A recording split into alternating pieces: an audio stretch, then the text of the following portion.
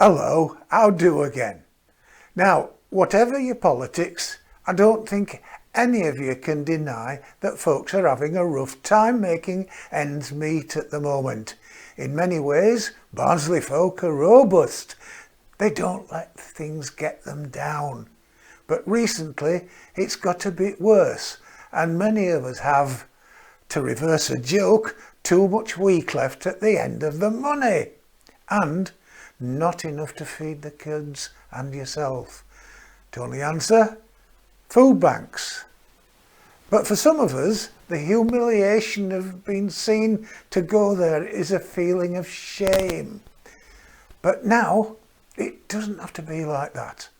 Recently, there was an opening event at the GlassWorks Market to celebrate the issuing of the 2 millionth food voucher given by the Alexandra Rose Charity in a joint venture with Barnsley Council.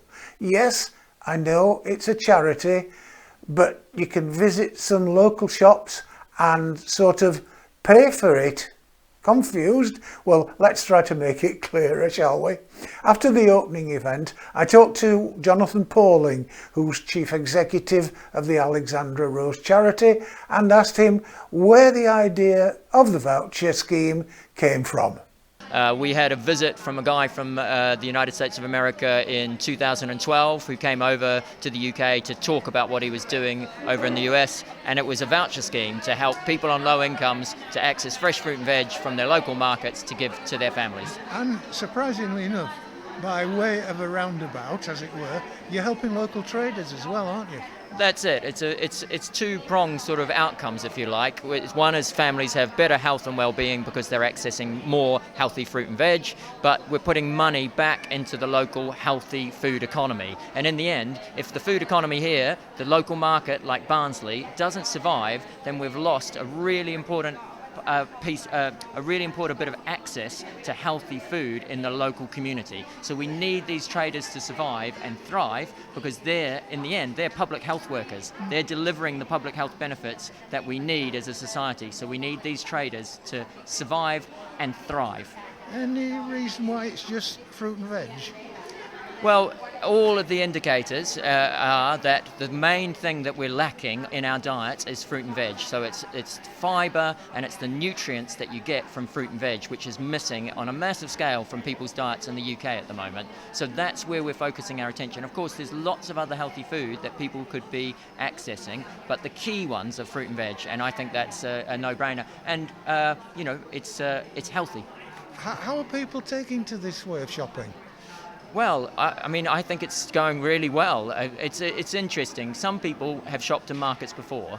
Some people have never shopped in markets. But the vouchers incentivize them to come and start using the markets. And then they go, wow, this is really great. This is really cheap. I'll use the butcher. I'll use the fishmonger. I might buy some clothes from the local clothes store. Absolutely. And so now their spend is going through the local economy. So we've done some research in our project in London. It shows for every voucher, for every £1 voucher of fruit and veg that we spend, £3.11 of economic benefit is delivered to the local economy because families are transitioning from spending their money in local supermarkets to spending their money here. And that means more money stays in Barnsley, circulating in the Barnsley economy, creating jobs, creating economic value, than it would if you spend it in Asda or Aldi, because that money leaves the local economy. Jonathan Pauling of the Alexandra Rose Charity. As I mentioned earlier, the event was a joint venture between the charity and Barnsley Council. And Councillor Trevor Cave was also present at the ceremony. He represents Darton West and also is a cabinet member for the Children's Services. The scheme is great for the people, great for the charity, but what about the council? It's great for the council in the sense that it's actually a project that is right at the centre of what we're trying to do to help people through the cost of living crisis, not just the current cost of living crisis, but everything else that they face in terms of having a decent living and also for the future for our families and children. And this is particularly important because it means that nearly 2,000 families, including children, are benefiting from fresh fruit and veg. And not just that, but actually networking with other people, joining in with activities at our family centres and family hubs, thinking and learning how to prepare food in different ways, networking, making new friends, and generally being in a better position, particularly for the children, to take advantage of education and do well in school and later life.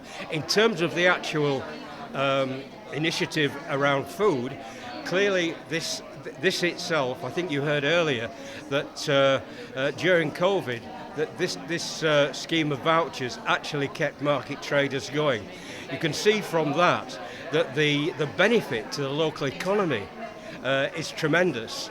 And what I think is that as people are using the vouchers in our markets and the shops that are associated with the project, and that includes, by the way, a stall just outside Barnsley Main Hospital.